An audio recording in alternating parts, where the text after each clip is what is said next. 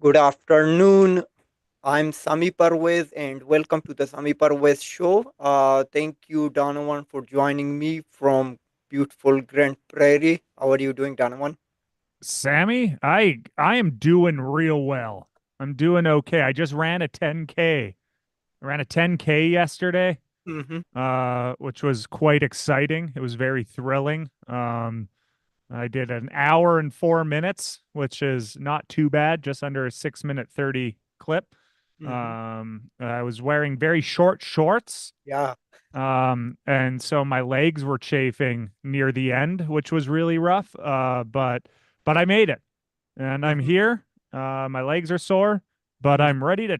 We have a lot to talk about. Oh, also, yeah, there's a lot breaking news of Nova Scotia, which was kind of interesting. Did you see that, Sammy? Yes, I just saw it before starting my show. Like I got surprised with respect to that. But before coming there, let's talk about like right now. It's just Remembrance Day and the campaign of Royal Canadian Legion for Wear a Poppy, Get a Poppy. Why shouldn't we talk about this one? Then we get our politics. Like we have politics throughout the year, but Remembrance Days they would come just once in a year. No, you're right. And I usually get a poppy on, Mm-hmm. but everywhere I go, they're still not out yet. In a Mm-hmm. lot of places, grocery stores up in Yeah. Grand Prairie at least. I've been to co-op. Mm-hmm. There's no, I haven't seen any poppies there. So yeah, usually I guess typically up here it starts to really ramp up.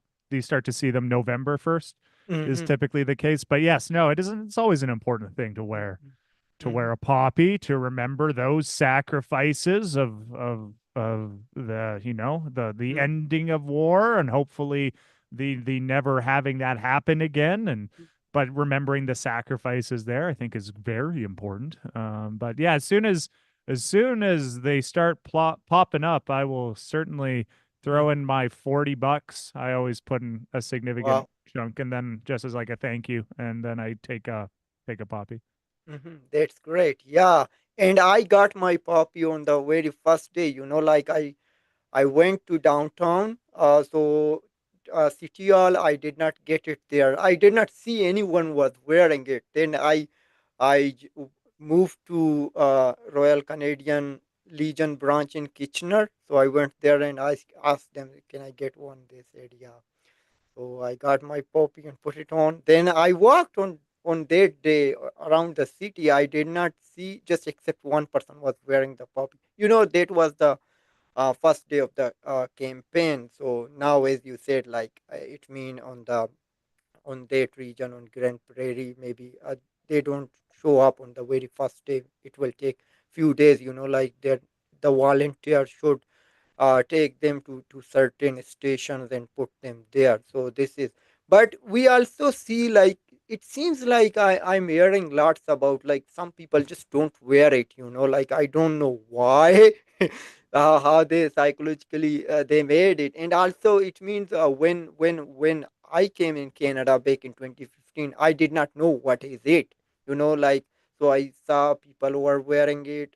There was some people just selling, like just asking for donation to get one. So I got my one on that day. I remember I still have my picture on that day. This was my wearing my first puppy.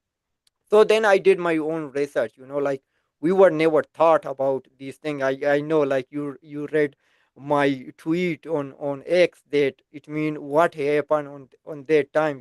Like what we were thought, but we were never thought about what happened in World War I and II, and why it is important to wear a poppy, and what is it all about Remembrance Day. It seems like we see rarely talking about these things, but they are encouraging other things. Like I would say this, maybe I would be wrong, but I think for now everything has been politicized. What do you take from it? Well, I'm curious because obviously I'm a Canadian citizen, so born and raised up here. So, but like, what did you learn in your citizenship? sort of your courses, I guess, or like what was some of the stuff that you needed to know to become a citizen? Mhm. So there is a like actual course, like for being a citizen, or to be a Canadian citizen, you must have like CLB 4 English language test, okay, and then you must be living 3 years in Canada. You should have that one. It means you are a PR, permanent resident. Then you must have 3 years living in Canada as a permanent resident citizen. And the third thing was like you need to pass a test. I think those were 20 questions, but it is variety of question, like it could be about learning about history, Remembrance Day, and World War I and II, and D-Day, and Canadian, like these like Canada, I would say like what provinces, like about all provinces, what are provinces name, what which are like prairie or other eastern or western, and who lead Canada, what is called the head of state, and who is the prime Mm. minister, and certain these things you need to know. You would get a book, but I would say I never touched that book. I knew everything.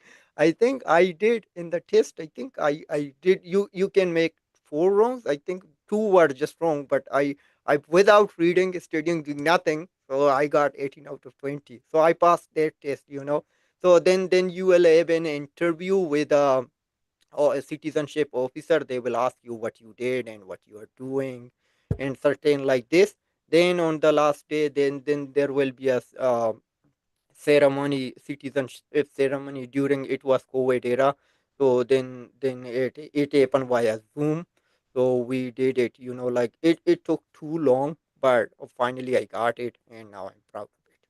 So I guess would it be almost better to have those lessons be like a little bit more push? Is that kind of for citizenship? Because yeah, Mm-hmm, obviously it's like if you have a general idea on like, yeah, I know that the queen is or king is the head, like the monarchy of Britain is the head of state, and mm-hmm. like if you Yep. have enough, it seems like you could probably BS your way through a little bit of it if you have sort of some basic knowledge. Do you think that Mm-hmm, perhaps to getting more migration to have a little bit more of a push on that of like, mm-hmm. hey, you should really know this history kind of thing? Is that sort of what you'd suggest?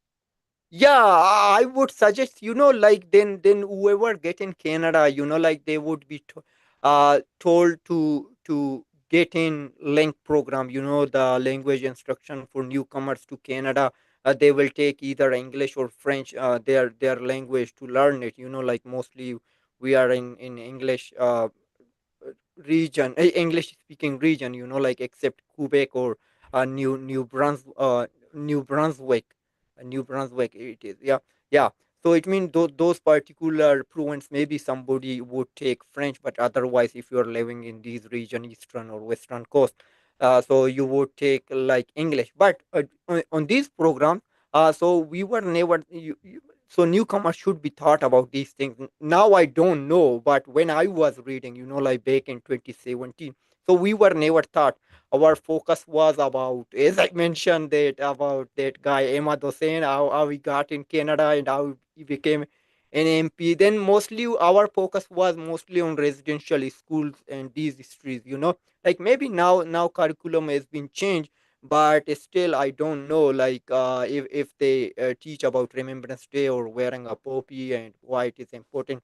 But at that time, with my experience, so we were never taught about these things. Like I learned it from my own uh, from my own way. Like I learned everything, most of them nothing from school, but from my own research. Like whatever I did, watching news and searching here and there. So these all experience, and just I learned in school just about how to speak or how to improve my English language, and maybe some about residential school. Those things I learned there from some history, but mostly I learned from my own research. Interesting. Yeah, because yeah, obviously I think that it is a thing that I've noticed. younger people tend to, well, even older people, a lot of people are kind of getting a little lackadaisical on Remembrance Day. I've when I was living in Edmonton, I noticed a fair amount of lacking of poppies versus even I'd say it started to have noticed a little bit less around 2018, Mm-hmm. 2019. I think there was used to be a fair amount like 2010, 2015, 2016, but it does feel as if it's just like another thing, which I Mm-hmm. think is not good. You know, there's all those people that are also saying, "Ah, we should have Remembrance Day on holiday Mondays," and you're like, "What are we doing here?" Like that's always a Yeah. strange thing that people look at. Oh, great, Remembrance Day is falling on Monday. I get a long weekend, and you're like, that's not what you should be doing. Mm-hmm. If it falls on a day, you should spend that time to reflect and whatnot. Mm-hmm. I do think that there's, and it's tough because there's a lot of this tumultuous discussion on Canada's history, and there's always these talks, which while I think is important, I do think that you also need to sort of push that forward. But the poppy campaign I did, yeah, it starts 3 weeks away from Remembrance Day. Is that correct, Sammy? It is like last Friday of October month. Okay, so yeah, that. So I didn't. Yeah, it's crazy because I said I always try to keep my eyes peeled, but I didn't seem to see any. So but yeah, and I think that's always been a part of it too. When I noticed, and before I left Edmonton to come back up to Grand Prairie, Mm-hmm. I noticed that it was very difficult finding poppy boxes, Mm-hmm. which I remember being younger, 2010, 2011, like they were everywhere. So Mm-hmm. you always, and then felt like that was the case. And so I think that could also be a part of it too, is you volunteers for the Legion Yep. are older Mm-hmm. and Legion members are older. Yep. And I think that starts to become a bit of an issue too, where we're starting to see sort of an aging Mm-hmm. effect take place. And I think perhaps encouraging more volunteerism towards that would be certainly helpful. Yep. But I know that, well, just going to Remembrance Day ceremonies up in Sexsmith, which is where I'm from. When I was a kid, it was like, bam, it's so full of people, so full of everything. But now it's a lot more older people, not as many young folks that are going out to it. And I think that, yeah, maybe you almost need to start to consider pushing the youth towards it. And I think it could start as something as simple as like for the new Canadians Mm-hmm. about, hey, this is an important thing here, and that could sort of cascade into something good. But yeah, it does feel as if there's a lot less people wearing poppies today than it was even 5 years ago. Yeah, you are absolutely right. Like things are changing, and that's why I would say, like, encourage people to get your poppy. And that's why today I thought might be we should start our discussion with, uh, get your poppy, wear a poppy to honor veterans. Like if you don't remember World War I, if you don't remember World War II, you remember October 22nd, 2014, when the Parliament Hill got attacked. Like two gentlemen put their lives, and maybe many people were up front, like just to saving the others lives, like, but two people lost their lives when a terrorist got attacked, like, what we see, like, back in 2019, when in Nova Scotia there was an attack. I think over 20 people were killed, like, I mean, these are just recent accident what we are seeing, like, I mean, they are sacrificing their lives for us. Like every day you can hear, like, not a single day pass we don't hear a police officer got injured or got killed. Like on duty. So these are things we need to reflect and remember, and that's why wear your poppy to honor them. Yeah, regardless of how you feel about like military action, there's still people that died. And I Mm-hmm. think that ultimately that is a moment of reflection isn't a bad thing. Mm-hmm. The fact is that, you know, uh you're free to do a lot of things specifically because of those sacrifices, and I think that that's always an important thing, and I think people tend to take it for granted. You're free to do anything pretty much. You can sit down and say a lot of things that and the reason why is that we're not under a fascist dictatorship where you have to say things a certain way. Though some people might disagree. We do have hate speech laws in Canada, but you can still get say quite a little bit, regardless. But yeah, no, it's good to reflect that people can meet up and chat and do what they want. It's nice.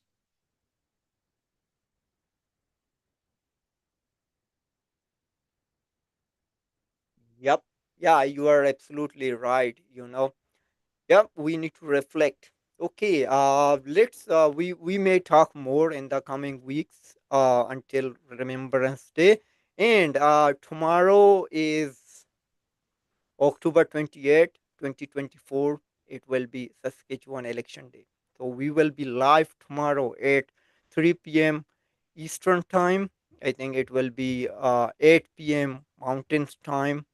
So stay tuned on that one. Let's jump to BC election results. So it means still the final result was not announced. It may be announced tomorrow, and it seems like some number are changing. Like they are giving they are coming in favor of BC NDP. It seems like we may have another majority of BC NDP. So where do you see that one? Yeah, and then of course lots of the conspiracy theorists are sort of coming out saying that the election is rigged. But if you actually look at the numbers, this kind of tracks.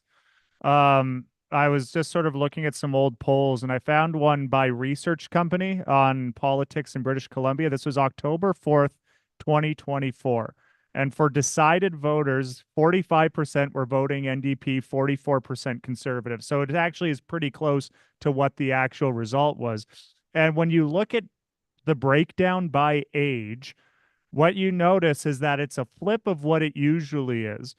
For 18 to 34, 47% were voting for the Conservative Party of British Columbia, while only 37% were voting for NDP. And then as you look older, the older you get, you for the 35 to 54, that jumps up to 46% for NDP versus 37% for 18 to 34. And then 55 plus is 52% going for the NDP. And so when we sit down and we look at these mail-in ballots, who is likely Mhm. to mail, Sammy? Are young people likely to mail in their ballots or older people that realize I might not be able to make it, I walk out to that polling station, and then it's it's going to be older people are going to mail in their ballots more. That's correct. And because of this shift in numbers, Mhm. what I found quite interesting was, of course, I follow a lot of folks on Twitter. Yeah. Wyatt Claypool of the National Telegraph. He was very excited after being like, "Oh, look at all these ballots. Tee hee hee. This is really good. This is going to be really good for the conservatives because it's going to be older people." But Mhm. the thing is that's But that then, old mentality. Things have shifted now in such a way that it's actually quite fundamentally different. So it is a thing to be aware of. The thing is that drives me a little batty is that there's the way that the system's been done for a while. mhm. Uh, is not assuaging people about these conspiracy theories. And I think that the process needs to be adjusted in such a way that there's more transparency because it is shifty looking when you have 49,000 ballots and then that suddenly grows to 69,000 and everyone's Mhm. like, where did these come from? And then you look at the logic behind it, you're like, that's irritating, but it's the way it's been done. If I was researching some of the previous stuff, it's been that way. So Mhm. I don't know. It's sort of it's just older people are more NDP in BC. There are a lot more hippies out there, and I think that that's what reflecting the mail ballots. None of the seats have shifted though, have they, Sammy? Yet? No, not really. So far, so far as they are as they were, but maybe one or seat, at least I think one seat maybe NDP could flip, but I don't think maybe the number could be the same what we have right now. But so Yeah. far the same number we had on the election result night. So like it's just tough because it's like if you give a piece of thread to a person who is likely to start to see connections and see like, oh, this is being bought, that thread will turn into a quilt very quickly. They'll find lots of connections and whatnot. But like, I think this is about how long this process takes. And the problem is that it's a close election. Yeah. Uh, Alberta's takes about the exact same amount of time to finalize the results. It takes about a week to finalize everything. But because Alberta tends to be a lot more conservative heavy wins, the Mhm. wins are more clear cut. They typically know who's going to win versus this one where there's five or so ridings that were 200 seats apart. Some of them Mhm. were 20 seats apart or 20 votes apart. Sorry. And so yeah, it's tough. You have to if that you have to almost shift your thinking now. A lot more young people are conservative Mhm. voting today than they were 10 Yeah. years ago. Mhm. And those And are mhm. oh good. Yeah, go ahead. It's young people are going to vote on election day. That is going to be the people that go out and vote. It's not going they're young people. If you put an envelope in front of a 22-year-old, they're going to crap themselves because they don't know what to do. But like Mhm. older folks, yeah, okay, I'll just mail it and I forget it, send it and forget it. Mhm. And so I think that's where a lot of but now of course the seeds have been planted. You have people saying, "Oh, we're going to have all these votes that'll definitely go conservative," and then they don't, and then everybody starts to do the little discussions of calling into question how the election goes and all that jazz. But we don't know. The next, I think it starts in at 2 o'clock my time, so in about 40 minutes, I think they finalize. They do a few more of the counts, so Mhm. then we'll see how that goes. But yeah, it's not shocking for those that were kind of paying attention to the demographics. Research company October 4th. Yeah, it's like almost 10% increase for those 18 to 34 that are voting conservative versus 55. It's almost a 20% split between 18 to 34 and 55 plus, which is crazy. We always sit down and think that it's the older people that are conservative, but in BC, it's the opposite. Mhm. Yeah, and with respect to they are talking about the integrity of these election or these votes, like I worked in three elections as a deputy returning officer, particularly in Saskatchewan when I was a deputy returning officer in provincial and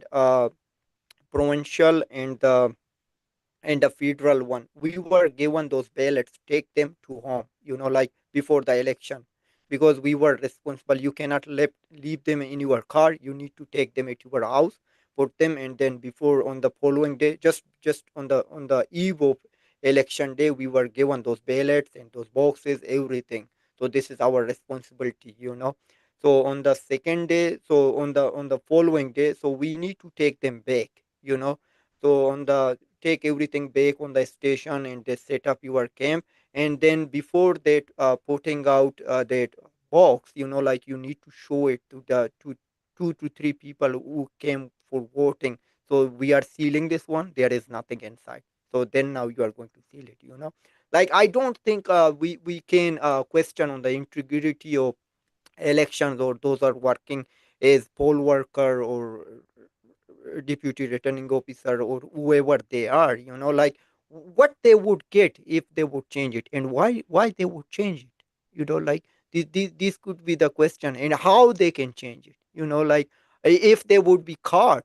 So it means they could face criminal charges, so they would think about all these things. It is not a third world country, like where I was born in, grew up.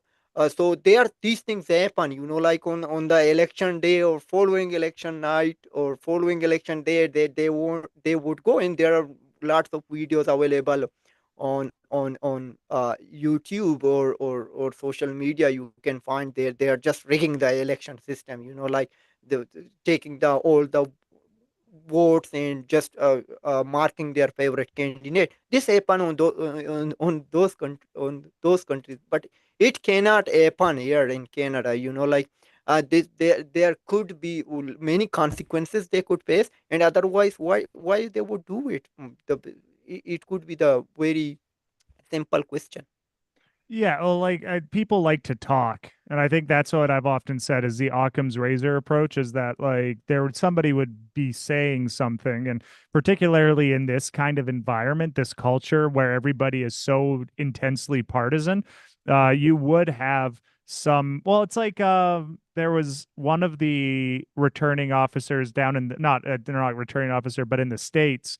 I Mhm, think he was like in Louisiana and he's super Republican and he did it because he's like, I'm going to show how secure everything is or how not secure. And then I think there was a seat that didn't go well. Might have been Georgia. But anyways, the returning guy was the head of it was super Republican.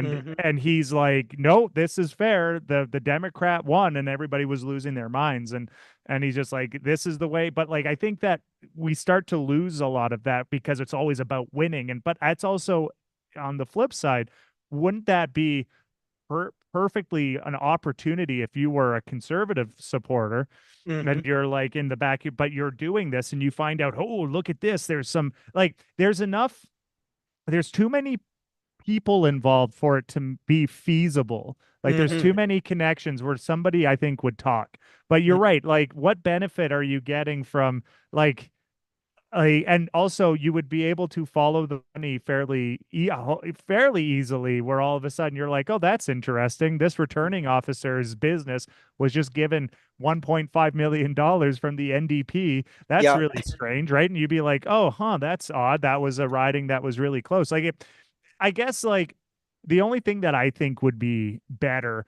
would be if we're talking about security, nobody ever cared about it until it was close, would be Mhm, to have like a building where those advanced ballots go.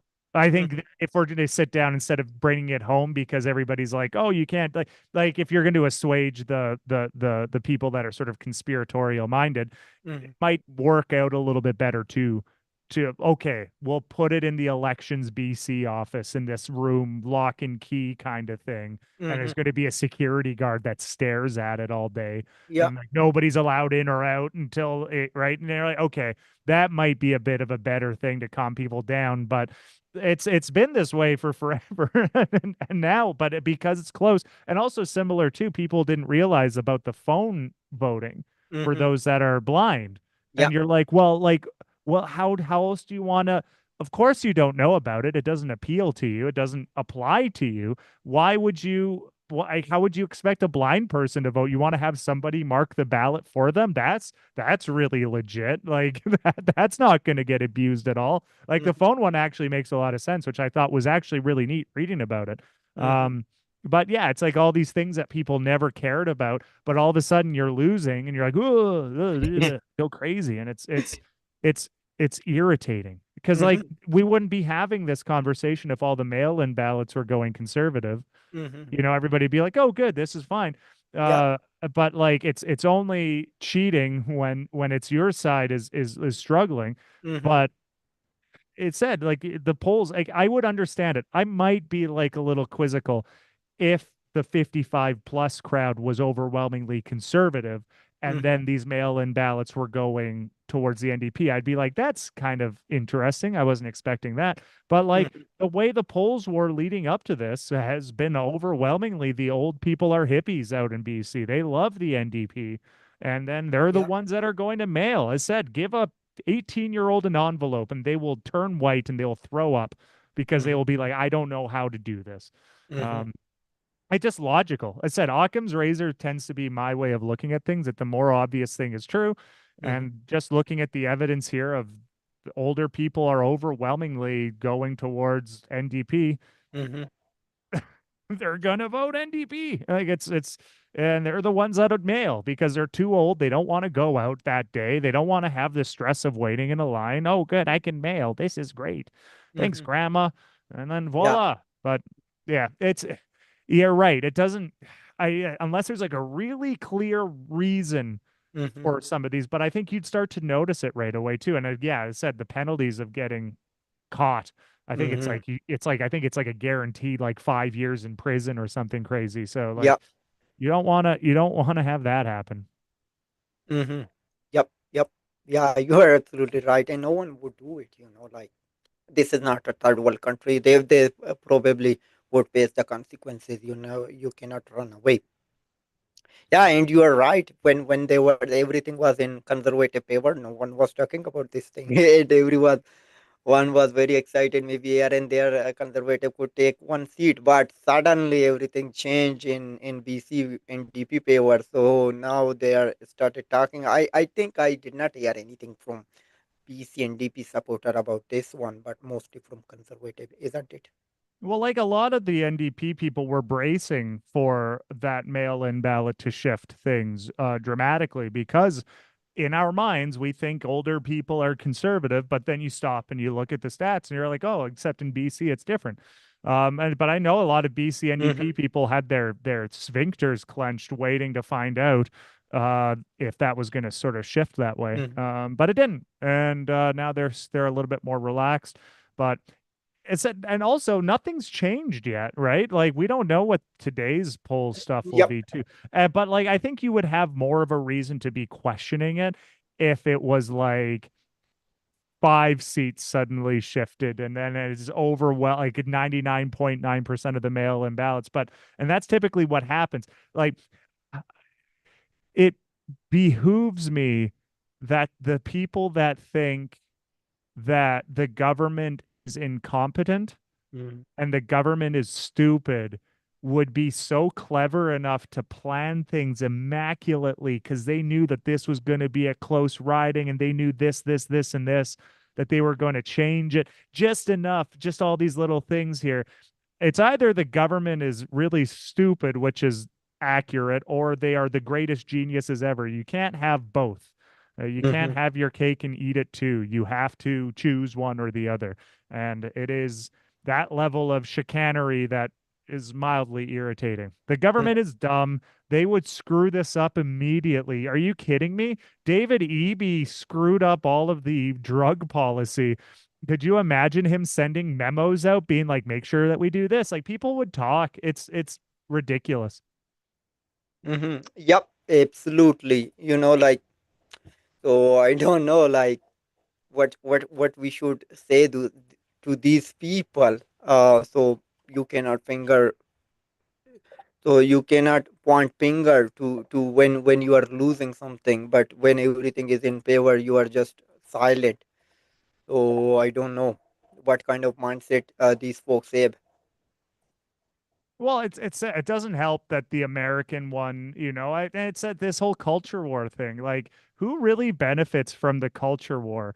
Regular people Mhm, don't. Nobody mhm, really does. The ones that do are the people at the top that are kind of encouraging people to go on all sides and being like, ah, we're winning the culture war. Like, it's ridiculous. The average person doesn't care about it at all. And it's a thing too, and I think we need to be aware of this, Sammy, is that it's a very loud, vocal minority of people. mhm, Like, I know Spencer Fernando was saying, "Hey, stop!" Like, there's a lot of right-wing people on Twitter too that are like, "This is stupid." Like, mhm, stop. But then you have, Theo Fleury who thinks that Justin Trudeau's the biggest idiot on the planet, but is also a secret Bilderberg genius that's going to microchip everybody, but is also a really big, Justin Trudeau is also the stupidest idiot on the planet. Like mhm. you can't have both. And those are the people that tend to be the loudest or Yep. sometimes not the brightest. But Mm, I just said it's just logical. Occam's razor. It's guided me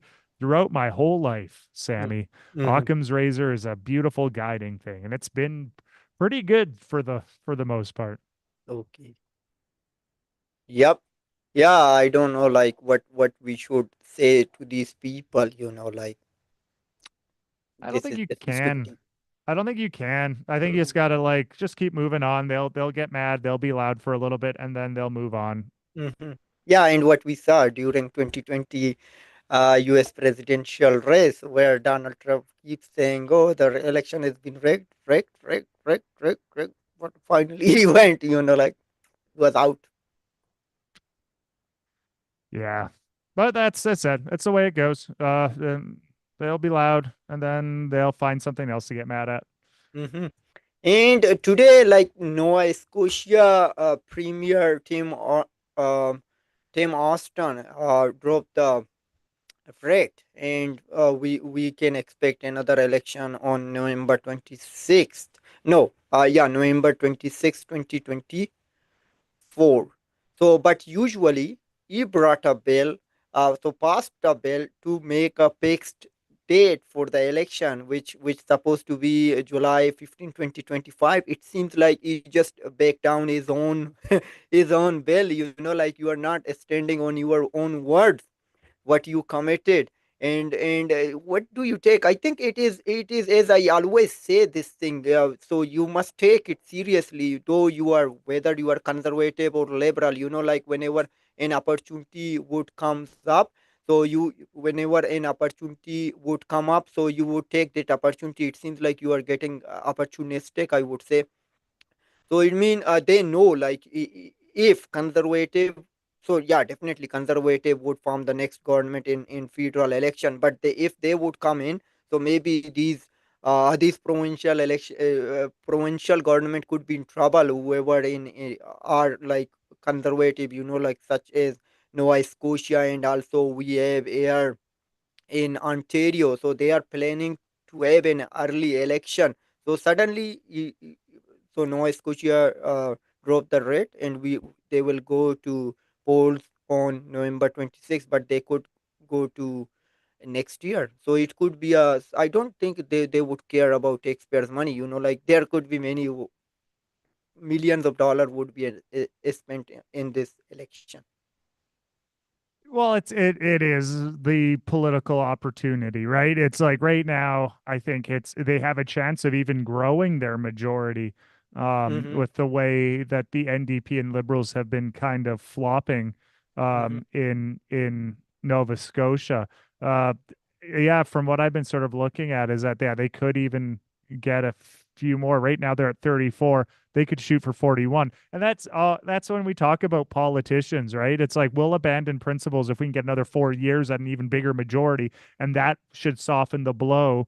If because it is historically speaking in Canada, conservatives don't do well federally out east. It's typically and for good reason, because usually when it comes to slashing and cutting things, it typically affects the East Coast really heavily, and then they tend to double down. So this is a self-preservation instinct from the Nova Scotia Conservatives, which isn't as a somebody who loves like political planning. Yeah, whatever. Nobody cares. We'll get that 4 years, and you should be able to get it. But luckily, Nova Scotia is different than New Brunswick, where New Brunswick had one really strong left leaning voice versus here where it's I what's the aggregate say? It's probably going to be like split down the middle like 25-25. 338 Canada. I'm just Mm-hmm. curious with the polling aggregate because I'm thinking it's going to be 25% for liberal, 25, yeah, 25% liberal, 23% NDP. So you have a very divided left, Mm-hmm. which is going to end up working out really well for the Nova Scotia Conservatives. And as yeah, they're Mm-hmm. right now their seats are at 31, 34, and they're looking at 41 seats. So it's the time, and they taxpayer money doesn't particularly matter. You want to win. This fixed date election law, there's the feds are probably the election for the federal election is going to probably come before that. Like there's a very strong possibility of it. So get ahead of it, win, and then when Pierre starts cutting some programs that affects Mm-hmm. Nova Scotians, you've got 4 years of a buffer to say, oh, we're different than that, and that you can survive it. That's also what like Doug Ford's plan is too, is that he's going to call an early election, which makes sense. Everybody should call an election. Sammy, before Christmas, that would be my Christmas gift. Is that if every province that's remaining calls an election because it's fun. There's so much to talk about. Hmm. It's been a delight. I was not expecting this. This kind of came out of left field, but uh, yeah, it makes sense if you're the BC or sorry, not BC, Nova Scotia conservatives, progressive conservatives, get that on there and get a few more get a few more votes. Like it seems like the liberals and New Democrats are falling apart. So yeah, get ahead of that, put in the fixed election thing again, and then you're set. Yep. Yeah, it mean we must have more election, like after every week. So right now we had three election back, like October 19, 21, then 28. Like just a difference of, it could be just a week, like, but those two election, and then we have another election on November 26th. The difference is not 30 months between Saskatchewan and Nova Scotia. Then who knows when we will have our federal election? There could be next month before Christmas. Oh, And could you yeah, we need. imagine a Christmas federal election? Oh, I told you about that, like all the flights and then the snow up here. People would be so mad. I think it's only happened like once there's been a federal election in like winter. I think it might have been Wow. like 2005. I'm gonna Hmm. look it up. But yes, sorry, keep going. Hmm. Yeah, yeah. It would be fun, like if we have an election on before Christmas or Christmas week. So it would be fun. On the new year, we would have a new government, new prime minister, new ministers. Everything is new. It will be lots of fun, and we will take whole week off from our work, and we will sit here talk maybe 24/7. Yeah, we'll just be like a news network, the 24-hour news cycle, but it'd be the 24-hour Sammy Parvez cycle.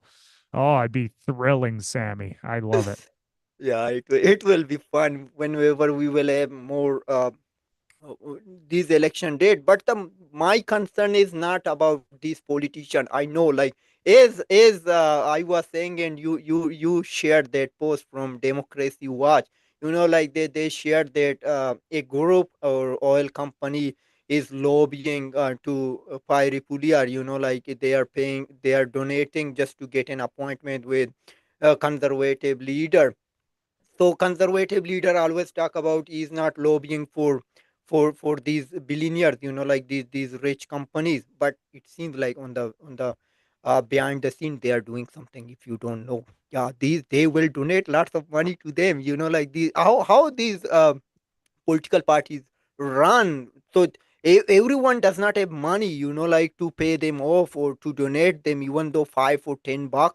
So these don't work. They need, like, at least the limit is, I think, 1,500, something like that. But it means they donate it, and as you said, I think we were discussing last time with you, like they will donate. The CEO gave to their employers, like $5,000 and pay 1,000 or 1,500 bucks to particular party. They would do it. Why they don't mind whenever they are get receiving more 2,000 more, like, so they would take it, like this could happen, and maybe this is happening, we don't know. And that's why I love the longest ballot committee guy Kiran says, whenever we have these people, whenever they are making the rules, we will always have the conflict of interest. So there should be some independent bodies who are not being selected or elected or appointed by these elected officials. They should come on merit, on a very, very, very separate way. We should need another mechanism, like you should not just appoint this guy is the election commissioner chief or ethics commissioner or this committee chair or that committee chair.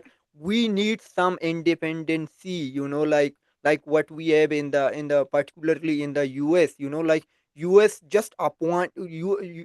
So so people, American just elect their US president, like then US president just can appoint the secretaries, yeah, state of secretary or US treasury or these people just he can appoint. Other, even though judges can get elected, like for the top position, everything get elected. We need something like that, like to a more democracy. Like yesterday I was chatting with Brian Buffoni. I asked him that about, he shared a very beautiful story. Like he already talked about it on Twitter last time, that the difference between the democracy we have and as compared to US. He said that whenever he will send an email to particular department, let's say he sent an email to global affairs for comment, so they don't get back. After, it would take maybe a week for a journalist to get a comment from global affairs department. He said that one day he just contacted a state department, and he sent an email at 9 o'clock. I think he received a email back half past 10. Then at half past 2 or 2 o'clock around, and he received another call just to making sure everything is fine and perfect. This is how democracy works. That democracy does not work. That prime minister is hiding from the journalist or hiding from the people. Like, you never comment and you never respond. These are not the things. This is not the way our democracy work. And whenever you are getting in trouble, so you are going to provoke the parliament to dissolve it, or prorogue it for a while, and then ask the governor general, we are introducing new legislation or a new throne speech, we will go from here. No, this is not the way. You cannot do it. Like, if you are calling yourself a democratic prime minister, or a democratic country, I would say shame on you. Yeah, and you're 100% correct. And yeah, Brian was talking about how, you send emails out and you hope that you hear about things. I was just looking it up. June 11th, 2014, Justin Trudeau to introduce Transparency Act in House of Commons. Today, I'm pleased to be introducing the Transparency Act, which will offer tangible ideas to improve openness, not only in Parliament, but in all of our government. A year ago, our caucus put forward our open parliament plan, which led to all party agreement on proactive disclosure of parliamentary expenses. And today's initiative is the latest step to increase transparency and accountability in our government. So it is remarkable how it changes when you get into power, isn't it? Yeah, he wanted to modernize the access to information system, modernize it, elimination of all fees for the access to information, which would be refunded, or except a $5 fee, which would be refunded in the event of a delay. Information commissioners' mandate to be strengthened by giving them the power to enforce information laws. So, like, he was so pro access to information. Look at how transparent we are. And then you get into power, yeah, it's easy to promise it when you're the third party in 2014. And then once he gets in, it all of a sudden it changes. Uh he talked about how he was like, this is him quoting just after he got elected. I think we're going to embark on a completely different style of government, a government that both accepts its responsibilities to be open and transparent, but also a population that doesn't mind lifting the veil to see how sausages are made, that there is a dual responsibility in changing towards more open and transparent functioning that really will go show a deep shift in how government operates. And then you win, and then you're shocked that, oh, wait, that's not the case in the slightest. So it is depressing. Oh no, Sammy's gone. It Oh, is a I'm bit. here. I'm here. Oh, I was okay. I was like, oh, it is depressing when you look at it, but it is. I've often said that we need to have a fundamental shift in who we bring into the House of Commons, and I think that you have a far greater chance of an independent not being controlled by a political party than you do the opposite. And as much as like you might sit down and rah, Pierre Poilievre said, I'm going to get rid of lobbyists. You might as well fire your lobbyists if you're a big company, because I'm not going to do that. And then we see him doing these $1,400 a plate dinners, and you start to see how they obfuscate and they dance around electoral financing laws. And then, because it's supposed to be $3,200 or whatever is the max that you can donate, 1,500 to your constituency association, and then like 1,700 for uh your candidate. But as Sammy was saying that they, and as what I've said, they get around it by having your CEO say, "I'm going to give you a $5,000 bonus, but make sure that it's contingent on you giving $1,500 to the conservatives." And that's how they kind of sidestep it.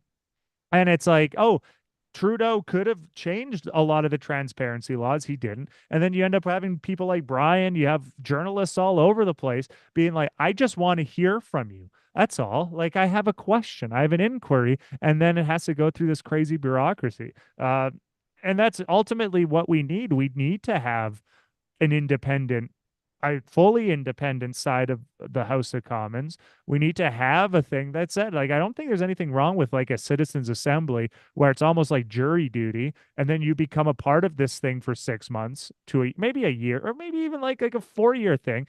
You have like 100 or so citizens that dictate, hey, we're going to elect this person as the ethics commissioner because they seem to be the most likely to go. We're going to ignore your request, Justin Trudeau, for this person or Pierre Polyev.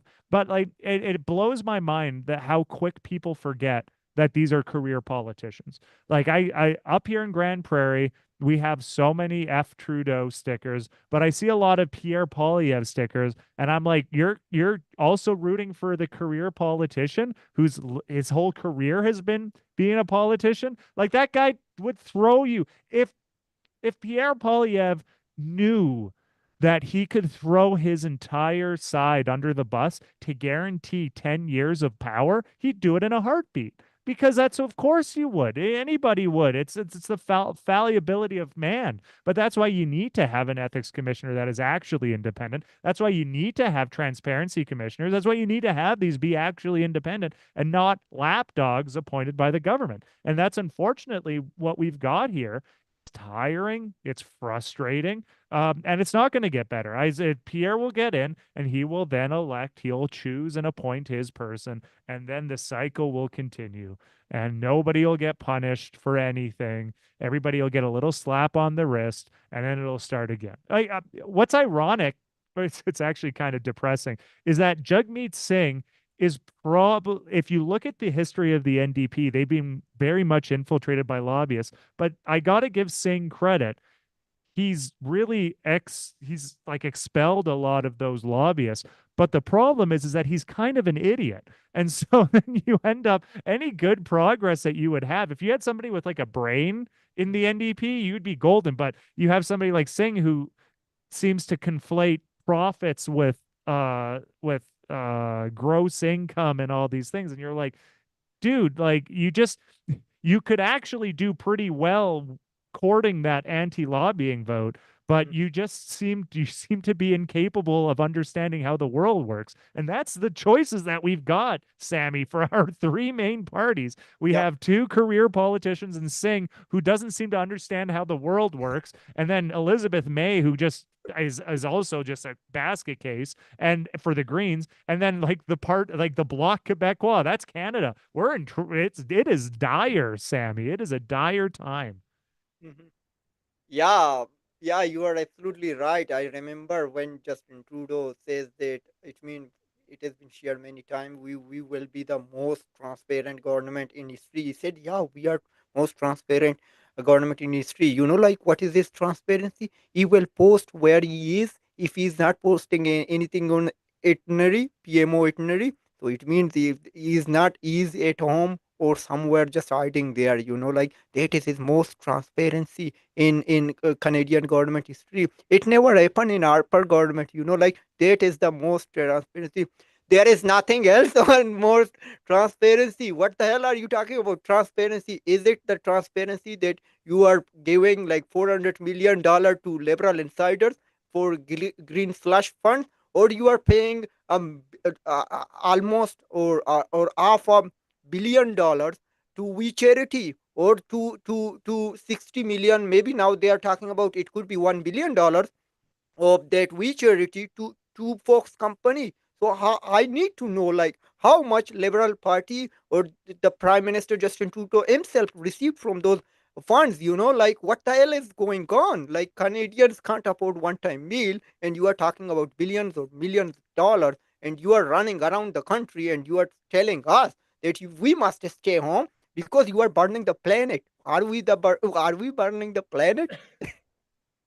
Yeah, it's ridiculous. And then we wonder why people are just completely disengaged with politics, Mm, and that leads to a whole thing too. But like it's dire. As said, it's like we have these career politicians that are dictating everything, mhm, and it's like unfortunately that's the case, and everyone will say whatever they want to get in. I will promise everybody cute puppies that will be potty trained. mm, They'll be perfectly housebroken. These beautiful puppies. Uh and then I'll win. And then I'll be like, just kidding. Like it's insane. It is insane that this is mhm, like the best that we've got in terms of choice. This is mhm. the best that we've got, Sammy. And it's not the best. We need that's I would love it. I've said it before on here. I'll say it again. If there was about 35 independents in the House of Commons, Yeah, that like along with the 340 or however many seats there are yeah, now. 343 But will if be you the next one. if you have like about 10% of them were independents across this country, I think that you would have to have some of these discussions and it'd have to have a little bit more of a push. But the Yeah. the problem is that a lot of these parties are established, and that's unfortunate with it. Like they always have the money, they're going to advertise, they have people kind of indoctrinated, all of them do. People don't free think for stuff like this. It's easier to and it's unfortunate. That's sort of the human nature of things. When you're a part of a team, you want to, rah rah rah to the very end. And yeah, it's rough. It's a rough time, Yeah, Sam. yeah. Yeah, you are absolutely right. And I also saw like F Trudeau sticker in I was there in Food Basics parking lot. So it means yeah, everyone is made on Trudeau, but after 8 years, we will be made on Pierre Poulier too. Like when Pierre Poulier get elected, like after 1 2 years, like you will be the worse than Trudeau. Remember my words. Mark Donovan words, what he said. If wherever you want, you will throw everyone under the bus. Like they are career politician. Their life golden pension is secured. If they lose this job, it doesn't matter. They are completely, like they build themselves, they make billions of dollars. We don't know, I don't know, like I don't make a statement on that. Maybe they have lots of saving, like who knows, but they have their golden pension. Like when you have been sitting in the house for 20 years as an MP, then also work as a minister, or maybe secretary to minister, or whatever they call it. Like you have good enough money to live a standard life. Yeah, you don't stick around for a long time as a politician without having like absolutely no morals, right? Hmm. Like you're easily malleable. You'll throw people under the bus if you need to. Like you don't stick around long in politics without being kind of a slimy slime ball. And that's the way it is. It's rough. You'd hope that the best people would be winning, but unfortunately, it is also quite a corrupting thing. Like as much as I would say I would do a good job being an independent, Hmm. I still, there's still those the urge to, I don't know how I would handle if somebody offered me, here's $3 million if you do vote for this, and this. I'd probably just make fun of them. But Hmm. like, I don't know what I would do if I was in that situation, like life changing money. Like it's a human nature, and Yeah. that's always a rough thing. You could always be the best person for the job and then get screwed. And then even if you are the best person for the job, you're going to get screwed by a system that doesn't let you make it happen. Like Jesse Ventura, when he won to be governor of Minnesota, he was running as a third party and he won. And he's the governor, but the House was still made up of Democrats and Republicans, so he couldn't get anything done. So even if you do come in with the best of intention, the system is stacked against you. It's unfortunate. Hmm. Yeah, and also you mentioned about independency. Like we need more independent candidate. That's why tomorrow is October 28th, Saskatchewan election day. So get out and vote. Vote for an independent candidate. Don't vote these two or three career like major parties, Sask NDP or Sask Party or Sask Greens. Like vote an alternative party which you don't know about at all, or there is an independent candidate, vote for him or her. Like bring a change and just get out and vote. When if your turnout is low, so these two major parties will stick there forever, and the change won't come in one day. Like, but just encourage your family member, your friends to get out and vote, vote, vote, vote, vote. Though if you go there and uh, I would say reject your ballot, do it. Send a message to a Sask election or federal like election commission of Canada, anywhere. Send a message that you got here, but you don't. You are not satisfied with this candidate. We need some changes. Like this. We may start talking. Like what longest ballot at the first time there were no news about longest ballot. Suddenly we got more and more. Now it is these. Now the longest ballot was a headline. Like everyone is now discussing about this thing. This is how things start. But whenever you get out and vote, or if you decline your ballot, so that's also your choice, but get out and vote. Well, it's like if you look at BC, the turnout's 57%. And Yeah, if you think about how many, 43% of people voting behind independence or stuff like that could be enough to change how the election turns out, right? So it's yeah. yeah, it's always a good idea to do that. I think there's nothing wrong with that, and yeah, and learn a little bit more, right? It's always good, and it feels very liberating. I've never voted for a major party in my time, and it's felt it, and I've talked to people that have voted for me for the Rhinoceros Party, or talked to those that are and I'd listened to them, and they said that it felt liberating. Like it felt like they were freed from this box that has been constructed for them to stay in, right? Mhm. This box has been made by these major parties for you to stay in. You need to stay in that box because it's best for them. But as soon as you step outside of it, you feel pretty good. And it's sort of like a nice moment where you are now in control of things and you're not in control, being controlled by some of these parties. So I do encourage folks to go out and vote for vote for the independents, vote for somebody a little bit different. It'll make you feel good. Mhm. Yeah, unfortunately, last two election I voted for a conservative candidate, but I promise I'm not going to ever vote Well, for even conservative. even from that, Sammy, like as long as it's like, I always think back to Jack Gargan, the guy who started the Reform Party in the U.S. He created the Throw movement, throw the hypocritical rascals out.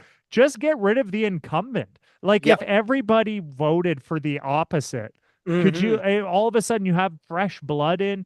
It could be a major party, but if you have somebody that's not the incumbent, that Yep. in itself is enough of a big change and could really shift things in a Hmm. fundamental way. And I Yep. think just sort of that rejecting the incumbents is also, I would encourage that because I am aware that some of these Saskatchewan ridings are like, it's like two candidates. Some of Hmm. them are unfortunately just you have your choice between Sask Party and NDP, but Yes. I would say maybe look to the other person and be like, why not? And that it's in and of itself can lead to something really good. So yeah, even if that's the case, maybe just sit down and be like, I'm going to vote for the opposite and see what happens. I mean, Blaine Higgs was a 40-point favorite or whatever. He won his riding by like 30%, Yeah. and people threw him out, and you're like, good, like that's awesome. Even if it's not necessarily a party that I would support, like you have fresh blood in, and now the conservatives in New Brunswick are going to have a new leader, and they're going to have to change things. It wouldn't, Yep. I don't know, would it have happened if Blaine Higgs won? We don't know, but like now that puts the pressure on, and I think that's always a good thing too. So yeah, even if just voting not incumbent Yep. is also a fine thing too. Yeah, I agree with you. Yeah, get out and vote for an not an incumbent. is also great idea. Like that's a great idea you shared. We need to defeat like incumbent. Like whenever they will stay there, they stop working. Maybe would be the first term they would work for you. They listen you. They reply your email. They pick up your call, or maybe they take time to speak with you. After first term, it's over. Like they know, yeah, we are now settled down. We can our win our next seat, and we have enough donation, like from all one, especially from those business lobbyists. It could happen. But if you change this, and Belen eggs loss was the great example. Defeat the leaders, like next election, if let's say in Saskatchewan election, if Scott loses his seat, so this would be great headline. Like such thing must happen in federal election. Maybe Justin Trudeau loses his seat, or Pierre Pouliot, or Jagmeet Singh, or Blanchet, or Elizabeth May. If these folks would lose, anyone would lose their seats. Like this could send a message to these politicians, career politician. Yeah, anything can happen. And I was looking for the polls which suggested that Justin Trudeau is I mean, is winning rate was over 50%. Now it is just 37%, and NDP is just behind with 10 points. Like it could swing it. I wish this thing must happen. So it would be another big victory. And also, as we are talking about Saskatchewan election, I saw there were four polls or five, I think, just except one other than were favoring NDP could win that election. Like this is a sudden change. Though when the rate was dropped, it was being said that Sask party easily could win another majority. What we saw in BC as well, like everyone was talking, BC and DP could take easily win, but no, it was very tight. But maybe we see the same thing in Saskatchewan. It could be very interesting. A lot of things have to go right for the NDP, though. Like they have to sweep the cities, and they have to get those two big ridings up north, Athabasca and the other one. Like so, like it's it. A lot of things have to be precise, and it's really tough to sweep some of those cities. Like I know in Regina, there's a couple of the suburbs that tend to vote more Sask party. So I think that I know that there's a lot of polls that have the NDP pulling it out, but I think that there's some of those rural ridings are just so overwhelmingly, and even if you're the Saskatchewan NDP, you really need to win the ridings just outside of the big cities, and I don't think they have it in them. I think it'll be closer though. I think I can see. Yeah, I was expecting it to be a pretty big BC or sorry, not BC, Sask party. There's too many political parties. I get so confused now, Sammy. But I think the Sask party just has the edge in a lot of this. But I think what we might see is a very close turnout, and Scott Moe should probably start sweating soon. But well, I could be wrong. I did a very scientific poll, Sammy. I don't know if you saw it, but I said I was going to call a random Saskatchewan number, and that will determine what the results would be. And it was the I had to call a couple of numbers because the first two didn't answer, but the third one did. And I said, "Hello, my name is Donovan Ekstrom. I'm running an independent poll for the Saskatchewan election. Can you answer a couple questions?" And she said yes. And I said, "Who are you planning to vote for tomorrow?" And she said, "The Saskatchewan Party." And I said, "Thank you." So, at least from my polling, Sammy, it does look like a clear Saskatchewan Party majority. But it's, I think the NDP it's too little, too late. If this momentum had happened 2 weeks ago, I could see them pulling it out. But I think it's still going to be it'll be a slim majority, but I think the Sask Party still has it. Hmm. And how many people you spoke with? I just won. One. Okay. I said I was going to call a random phone number and that'll determine what would happen. So I called two numbers before and they Mhm, went straight to voicemail. And then mhm. I actually got a number. I went to the yellow pages and just or the white pages. And then I just looked up random Saskatchewan numbers and I got a 403 number. And she seemed very nice. And she said that she was voting Sask Party. So Mhm. my polling suggests a Saskatchewan Party supermajority, 100% of the vote. But no, Yeah, I saw your tweet. no, I think it's I said had this momentum arrived maybe 2 weeks ago, I think we could really start to say, "Ooh, if you're Scott Moe, you got to be shaking in your boots." But I think it might be just too little, too late. I don't think they can sweep some of those seats Mhm. And in also, I think more than 60% of MLAs are not seeking re-election from That's a big thing. particularly Sask party. Yeah, that's going to cause a little bit of a shift in things too. Everybody's getting out of it, which speaks again, I think, to sort of Scott Moe's popularity. He's Hmm. I think it's Yeah, one of those things. Well, he's been how long has Scott Moe been? He's been Scott Moe, I premier. think, came in power like 2017 when Bradwal resigned, stepped down. 2017 or 16. Yeah, so we're starting to hit that 8 year, and also the Saskatchewan Party's been in power for a while, which of course that leads to that starts people start to get tired of that. It's sort of the way that it always goes. About 10 years, people start getting stale. They want something different, but I think that they still have it. But I could be wrong. We'll find out tomorrow, Sammy. Hmm. Yeah, and let's see the poll of Saskatchewan. Okay.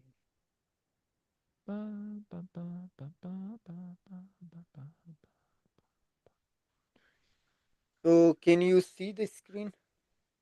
It still says there we go. I can now. So yeah, this is we'll have a look at the polling aggregate Mhm. 338 Canada. An excellent. Yeah, so ARC, like now, it seems like they are dropping in the seat projection, which was updated last October 26. Yeah, it was updated yesterday. Yesterday. So 32-29. So the popular vote projection, it is tied 47-47. And then we have another party which is SUP. I think this Yes, is Saskatchewan United Party or Sask Saskatchewan United United. Party.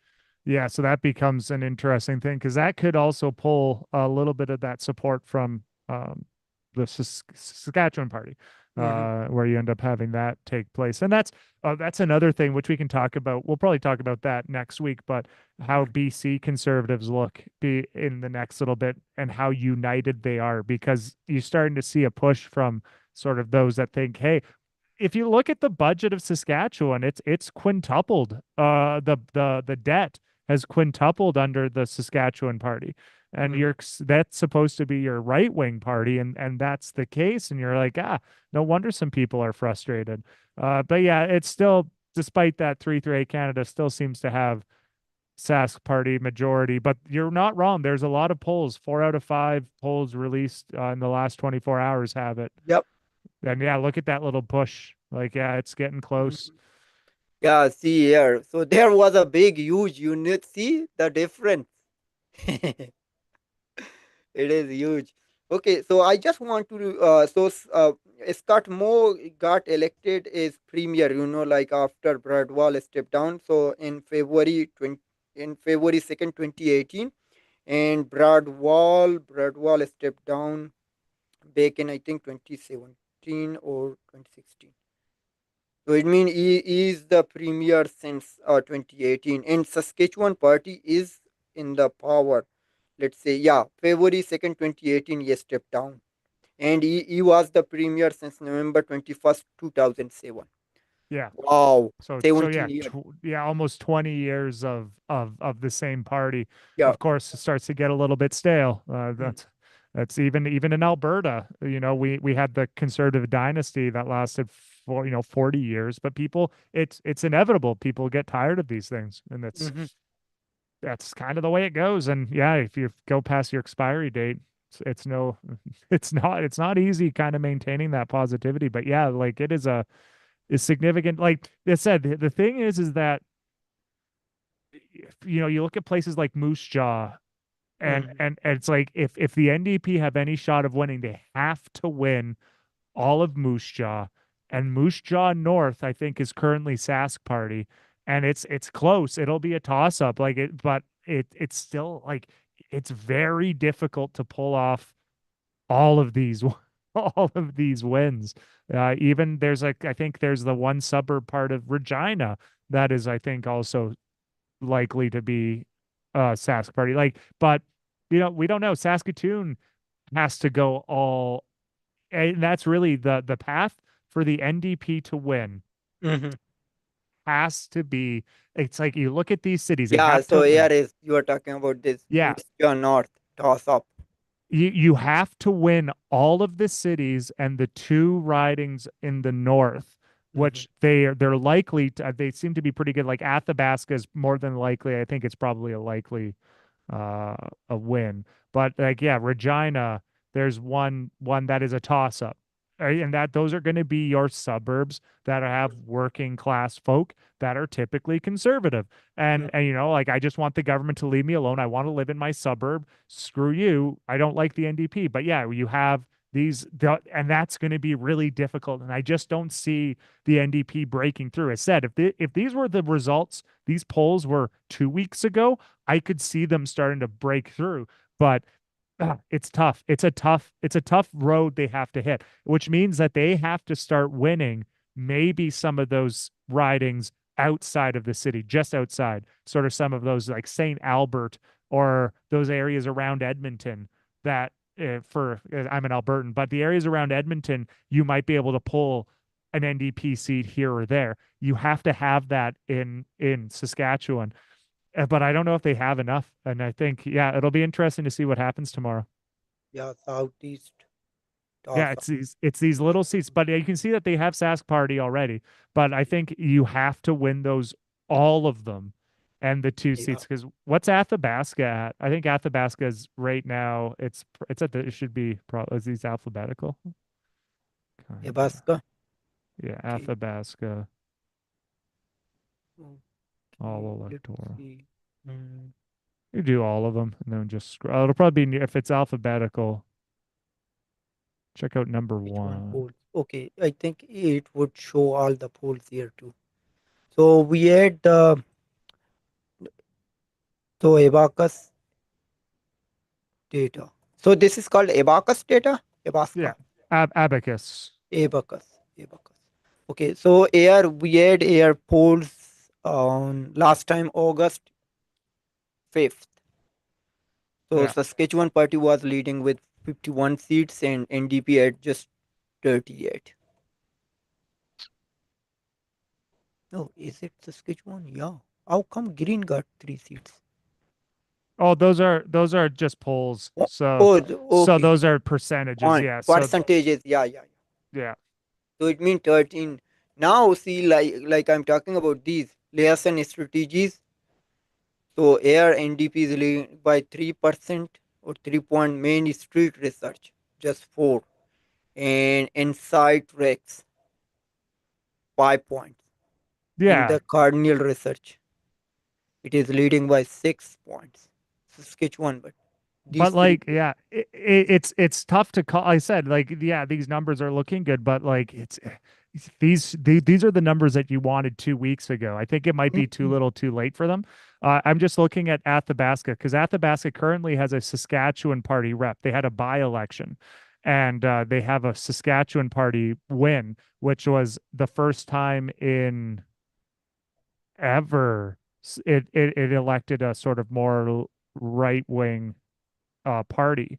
And so that's that's the stuff that's in the back of my mind. Like you have to really knock it out of the park if you're the Saskatchewan NDP. Will they? Won't they? We'll find out tomorrow, Sammy. Mhm. Yeah, and if you would like to, you can share your screen. Oh, can I? I don't know how Yep. to do that. Let me see. Yeah, where it is written share. I'm an old chunk of coal, Sammy. So give me 1 second here. Yeah. Ba. Oh, hello. Oh, you're gonna see my this is thrilling. Just 1 second. Oh, Athabasca. Here we go. All right. I'm going to share it, Sammy. I'm going Yep. to share this. Oh, share my screen. We want to look at this. Share. All right. Are you seeing Yep. it, Yep. Sammy? Yep. Yep. Whoa. Whoa, we You have can done see. on screen. Yeah, so right now the candidate was he won the by-election, Jim, Mm-hmm. which, but it looks like it's likely, right? And look at these polls, you're like, yeah, but that's that the fact that you had like these were the polls, it's tough for me to be like 100% sure that they're gonna win. Mm-hmm. Um, and that's always the back of my mind. In order for things to go well for them, Mm-hmm. like Saskatchewan really, you need to win these two seats up here, and you Yep. need to really kill it in Saskatoon, Regina, Moose Jaw. It all has to land real nice. And if it Mm-hmm. doesn't, right, like that, even optimally, right? You look at like they have to get if they get this Regina one, it's 30 to 31, and they have to get one of these seats, which are toss ups, and then Mm-hmm. they get ahead. But like, but that's also assuming that they get these two. This is what's so exciting, Sammy. Oh, I Mm-hmm. love it. This so we'll find out how it all goes. I'm gonna Mm-hmm. stop sharing. Wow, that was fun. I want to share Yep. my screen more. Mm-hmm. And you have the subscription of 338 and I don't have a so subs. how This is okay, uh this is just general. that was on Saskatchewan map, so it's at the very top of the. Oh, okay, I see. Yeah, because I So I yes, never did like that one. no, I That don't. is I how they don't. do it. Sammy, I don't have a lot of money, so I'm just trying to make it. If I could, I would have all the subscriptions for all these polling things, but Mm-hmm. it seems to be a bit of a waste of money when they give already a lot of data. Yeah. Uh, but yeah. Mm-hmm. Yeah. And okay, so tomorrow night at 10 p.m. Eastern, 8 p.m. Mountain Time. Join us here.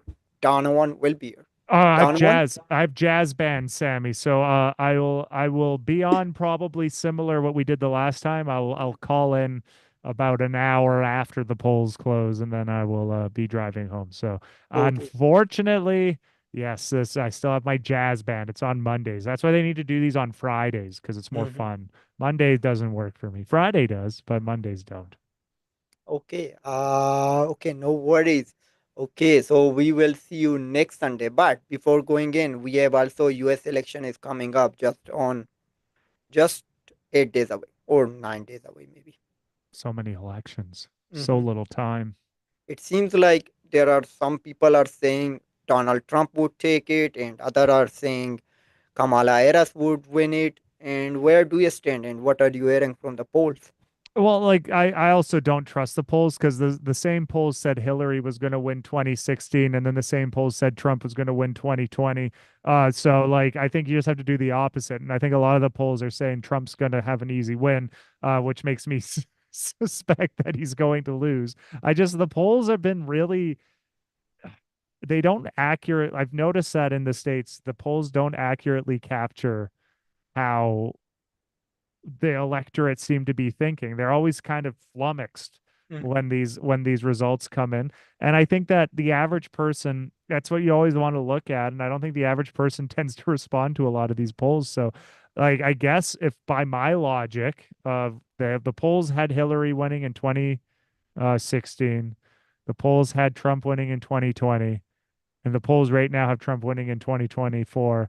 I have to say, Kamala Harris is going to pull it off just simply through the power of. Even though I think that she's really not running an effective campaign, I think that they're still trying to do the vibes thing, and she's trying to be with she's a career politician too, and Mm-hmm. I think that she tries to appeal to everybody. Mm-hmm. Israel and Gaza, all that stuff is really awkward. And she Mm-hmm. needs to just pick a side and stick to it. And I think that would help out Mm-hmm. tremendously. But I think just based on the science, I have to trust the science, Sammy. And the science says do the opposite of what the polls suggest. And I think Mm-hmm. that means Kamala is going to pull off a very tight win, which will lead to angry Americans everywhere. Mm-hmm. Yeah, it would be shocking if we have that result. And Donald Trump was working in a McDonald. What do you take from that one? Did you watch that video? I did it and sort of seen it's a photo off, right? Like they said that they were going to be closed. That somebody took a picture of the door saying that we'll be closed between this hour and this hour as we Mm, do sort of like a press thing. So I tend to not particularly care too much. Like it's there's videos of the North Korean Kim Jong Un going to an ostrich farm, and it's like, okay, it's all just political nonsense. Like mhm, like Kamala Harris could be at a Wendy's. I'd be like, okay, I don't care. Like I particularly, it doesn't do anything for me. I thought he looked quite serene though when he was filling the fries up, which I thought was quite lovely. Um, but I don't know. It's a photo op. It's Yep. like none of it particularly matters in the grand Mhm, scheme of things. mhm. Yeah, everything is just these politicians do these things, like just for photo op to get more attention from people, to get more, maybe get more votes, and make a headline. Oh, Donald Trump is working at the McDonald. Oh yeah, it's a smart move because it's you don't expect to see him there, right? You don't expect to see Donald Trump working in the fast food thing, but I did like how he talked about how it's just like, wow, this is really good work that they're doing here. And then I was like, ooh, yeah, maybe those folks are worth being paid properly, but who Mhm, knows?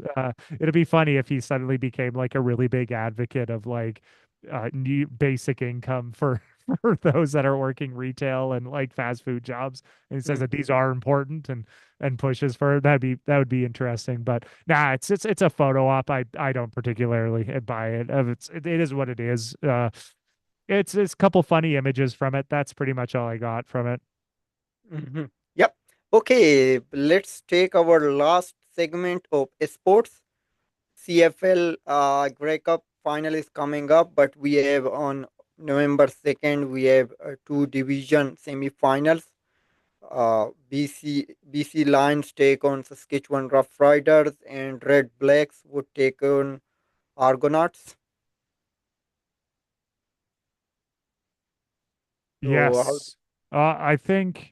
I think the Argos are going. I'm going to say Saskatchewan beats BC. BC's been kind of crapping the bed a little bit.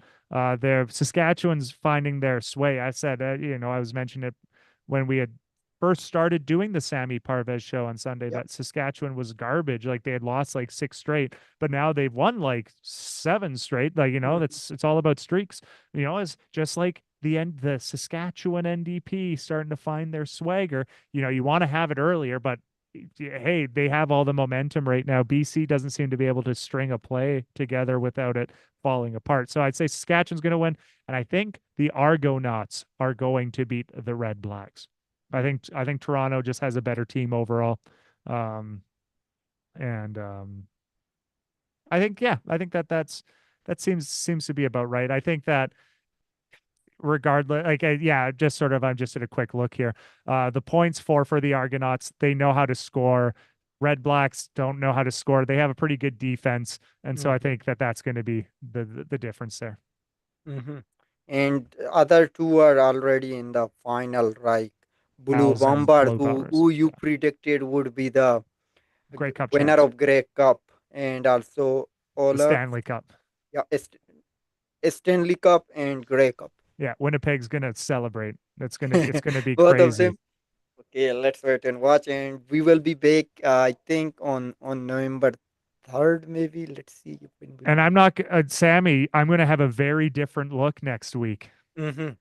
Wow. Because at my school we have a thing called Save It or Shave It, where all Mm-hmm. of the bearded teachers, we have two jars at the front of the school. One is for Save It, which would save my beard, and the other one is Shave It, whichever one has the most money determines what happens to my beard. And Yeah. Sammy, the Shave It is very high. So you might see me, Sammy, without a mustache, without a Wow. beard. Yeah, I know it's you're going to be scared, aren't? It's going to be very very scary. So make sure people tune in to see Donovan without a beard or a mustache. That's also a thing to see.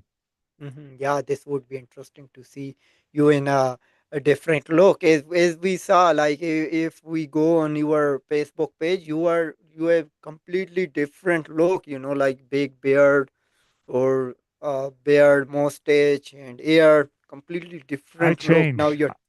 I love changing. I'm like a chameleon, Sammy. It's a lot of fun. So I'm looking forward to not having a beard for a little bit and shocking the audience. They're going to be alarmed at how I look.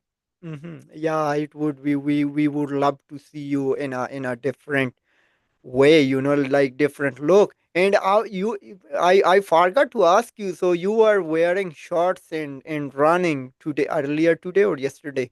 That was So yesterday. Yeah. yesterday, yeah. So so the snow is over, there is no, the weather is not cold there anymore. Oh How no, is it? it was chilly. It was about a -3 to start. But Wow. as you run, it feels better, and then you start to Mhm, warm up. So, but yes, initially it was not lovely. But it was a costume that I was wearing. I was dressed up as Jackie Moon from mhm, the incredible comedy Semi-Pro with Will Ferrell. So I was wearing his short shorts and jersey and running 10K. I have really bad chafed legs because those shorts are very short and my thighs were rubbing. So I'm just having to recover for right now. But yes, it was chilly.